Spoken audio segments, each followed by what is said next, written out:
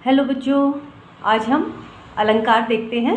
आज की वीडियो में हम अलंकार के ऊपर डिस्कशन करेंगे। अलंकार की परिभाषा कैसे है? अलंकार का शाब्दिक अर्थ क्या होता है? आभूषण या गहने। जिस प्रकार आभूषण पहनने से स्त्री के सौंदर्य में वृद्धि होती है, उसी प्रकार काव्य में अलंकारों के प्रयोग से उसकी सुंदरता में चार चांद लग जाते हैं।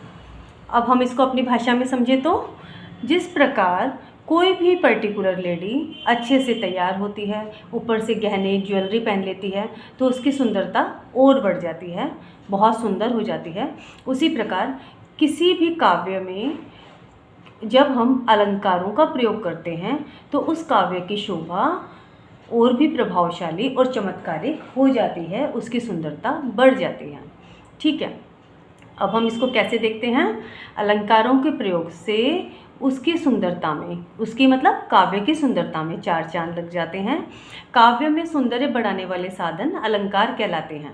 अलंकारों के प्रयोग से कथन को प्रभावशाली और चमत्कारिक बनाया जा सकता है। अब इसका हम एक उदाहरण देख लेते हैं। 3 बेर खाती थी सो 3 बेर खाती है। अब इसमें 3 बेर का 2 बार प्रयोग हुआ है, लेकिन दोनों का अर्थ डिफरेंट है, भिन्न है एक दूसरे से। इसमें जो किसी नायिका की दशा का वर्णन किया गया है इस पंक्ति में, कि पहले वो 3 बेर खाती थी। इसमें 3 बेर शब्द का 2 अर्थों में प्रयोग हुआ है।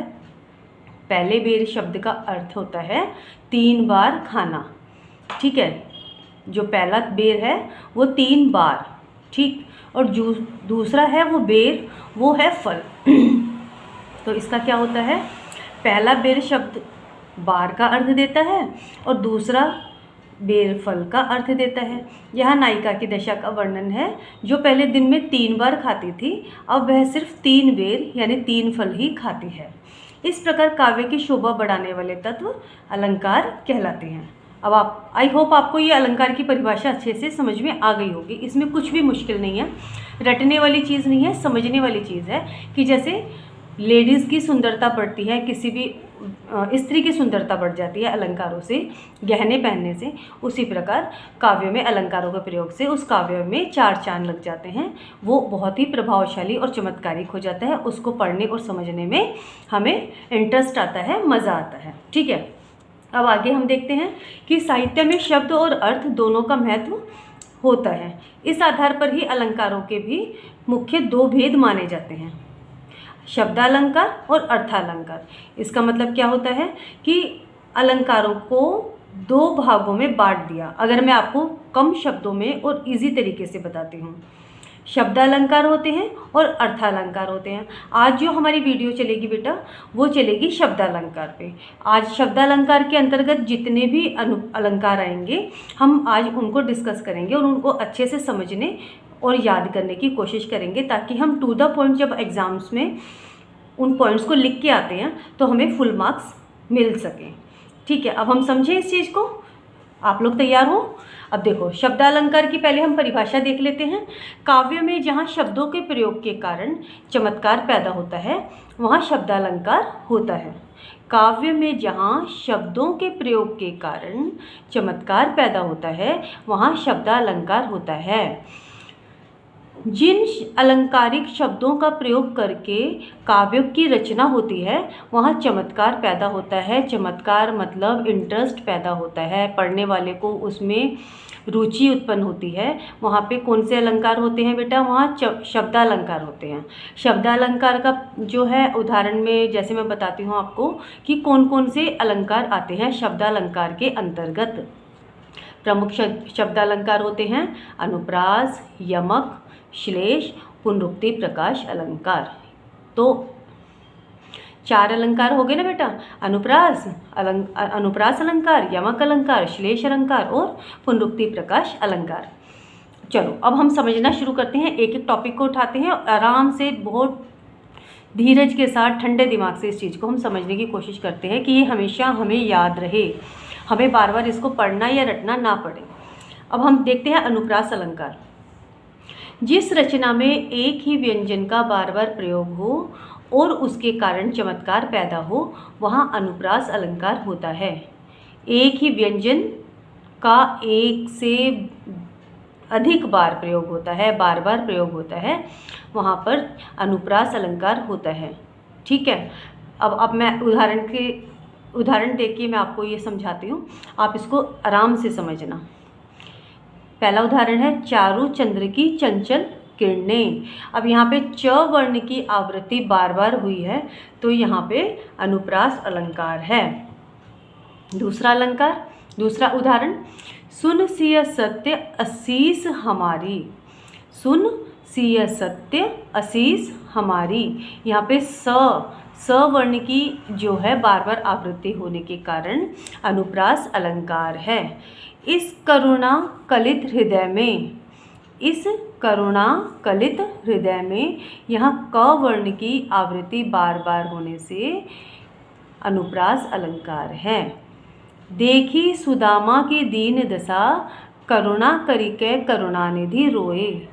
अब ये थोड़ा सा लंबा है, इसका अर्थ मैं आपको बता देती हूँ। देखी सुदामा की दीन दशा, करुणा करिके करुणानिधि रोए। ये जो सेंटेंस कह लेते हैं या पंक्ति कहते हैं, ये कहाँ से लिया गया है? जब सुदामा भगवान कृष्ण से मिलने के लिए द्वारका गए, तो सुदामा की जब करुण दशा, इतनी गरीबी वाली हालत देख के करुणानिधि यानी भगवान विष्णु या भगवान श्री कृष्ण ने जब उनको अपने मित्र की इतनी दीन दशा देखी, तो वो किस तरीके से रोने लग गए। ये उस क्या कहते हैं, उस स्टोरी को या उस कहानी को यहाँ पे इस पंक्ति के द्वारा दर्शाया गया है।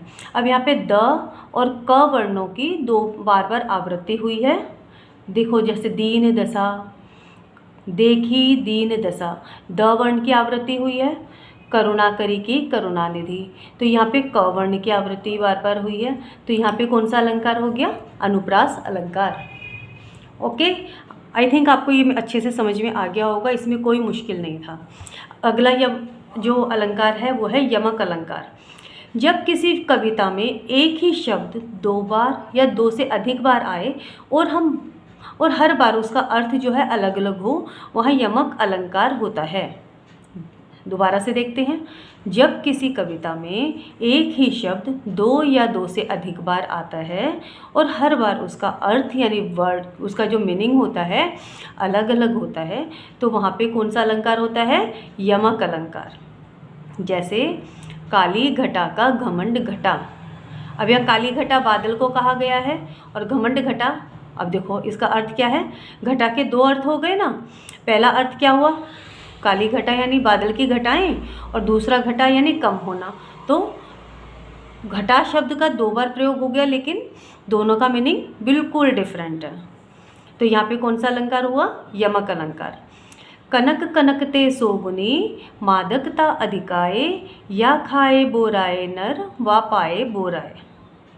कनक कनकते सोगुनी, मादकता अधिकाए, या खाए बोराए नर वा पाए बोराए। अब देखो बेटा, कनक शब्द के यहाँ पे दो अर्थ निकलते हैं। एक कनक होता है सोना, स्वर्ण, जिसके लिए हर व्यक्ति लालायित रहता है।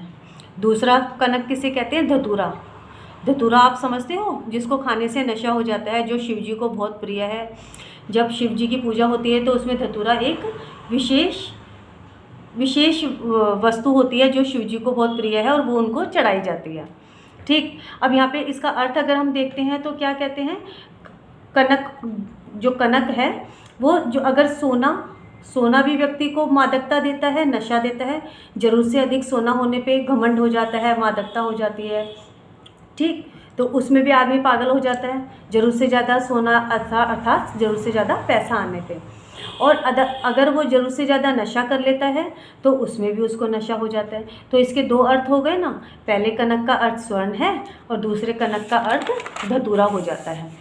रति रति शोभा सब रति के शरीर की। बहुत इंटरेस्टिंग, अगर आप इंटरेस्ट लेके पढ़ोगे तो बहुत इजी है और बहुत इंटरेस्ट आएगा। अब यहाँ पे इसमें क्या दिखाया गया है? रति रति शोभा सब रति के शरीर की। अब रति रति, यहाँ पे रति शब्द के दो अर्थ हैं। पहले रति रति का मतलब हम जैसे अपनी सामान्य भाषा में भी यूज़ करते हैं, रत्ती भर, रत्ती रत्ती। तो यहाँ पे कामदेव की पत्नी है, दूसरा जो अर्थ है वो रति, वो कामदेव की पत्नी है। और रति रति यानी रति रति भर यानी कि सारी की सारी। तो यहाँ पे जो कामदेव की पत्नी रति है उसकी तारीफ करी गई है इन पंक्तियों में। तो कामदेव की पत्नी रति और उसकी रति रति यानी कि सारी की सारी शोभा, तो उसकी तारीफ की गई है। तो यहाँ पे इसका अर्थ दो जगह प्रयोग हो गया, एक ही अर्थ, एक ही शब्द के दो अर्थ निकले। तो यहाँ पे कौन सा अलंकार हुआ? यमक अलंकार। कंटिन्यू बोलो। अगला अलंकार हम लेते हैं श्लेष अलंकार।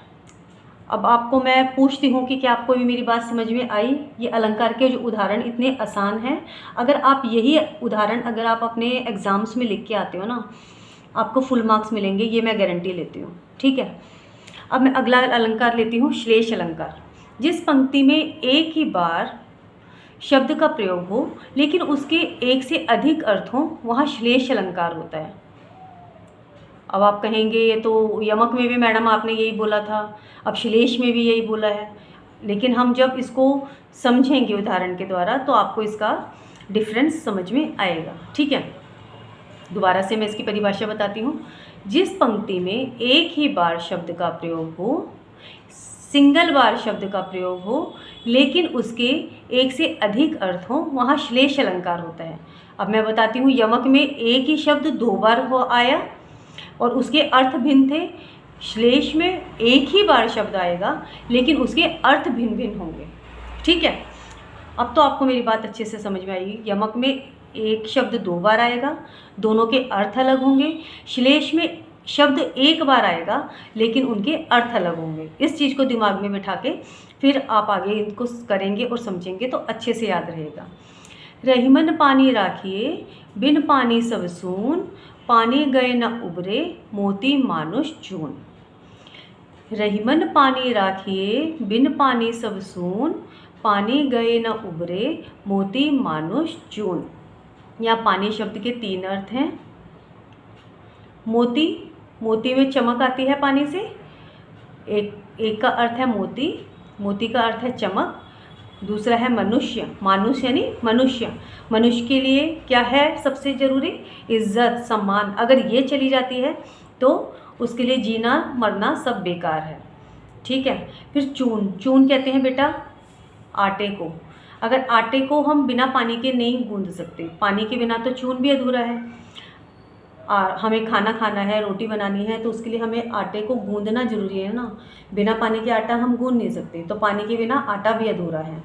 ठीक है, अब हम अगला वो लेते हैं उदाहरण उसका, पुनरुक्ति प्रकाश अलंकार। अगला अलंकार का नाम है पुनरुक्ति प्रकाश अलंकार। जहाँ शब्दों की बार बार आवृत्ति के कारण काव्य में सौंदर्य उत्पन्न हो, वह पुनरुक्ति प्रकाश अलंकार होता है। जहाँ शब्दों की बार बार आवृत्ति, बार बार आवृत्ति मतलब बार बार आने के कारण शब्दों में सौंदर्य उत्पन्न हो, वहाँ पुनरुक्ति प्रकाश अलंकार होता है। जैसे बार बार आती मुझको मधुर याद बचपन तेरी। यहाँ पे कवि क्या कह रहा है कि मधुर बचपन मुझे तेरी बार बार बहुत याद आती है। गाँव गाँव अस होई आनंदा। अब यहाँ पे गाँव शब्द का दो बार प्रयोग होने से और इस उदाहरण में बार शब्द का दो बार प्रयोग होने से पुनरुक्ति प्रकाश अलंकार है। अब आज हमने क्या समझा, मैं आपको कम शब्दों में जल्दी से समझाना चाहती हूँ। अलंकार की परिभाषा समझी कि जिस तरीके से स्त्री अलंकार पहन के बहुत सुंदर हो जाती है, उसी तरह काव्य में अलंकारों के प्रयोग से उसकी सुंदरता चमत्कारिक और बहुत ही दुगनी हो जाती है, बढ़ जाती है। ठीक, उसके बाद अलंकार के दो मुख्य भेद माने गए हैं, शब्दालंकार और अर्थालंकार। आज हमने शब्दालंकार समझा कि काव्य में जहाँ शब्दों के प्रयोग के कारण चमत्कार पैदा हो, वहाँ शब्दालंकार होता है। और शब्दालंकार के अंतर्गत अनुप्रास अलंकार, यमक अलंकार, श्लेष अलंकार और पुनरुक्ति प्रकाश अलंकार होता है। ठीक है, आई होप आपको ये अच्छे से समझ में आ गया होगा। ठीक है, अगले वीडियो में हम अर्थालंकार समझेंगे और मैं आपको बताती हूँ कि आप मेरे इस चैनल को सब्सक्राइब कीजिए और लाइक कीजिए, ताकि मेरा जो है हौसला बढ़ेगा और सब्सक्राइब करने से मेरी जो भी वीडियो आएगी सबसे पहले आपको देखने को और समझने को मिलेगी। ओके बेटा, कल फिर मिलते हैं। Okay bye, thank you.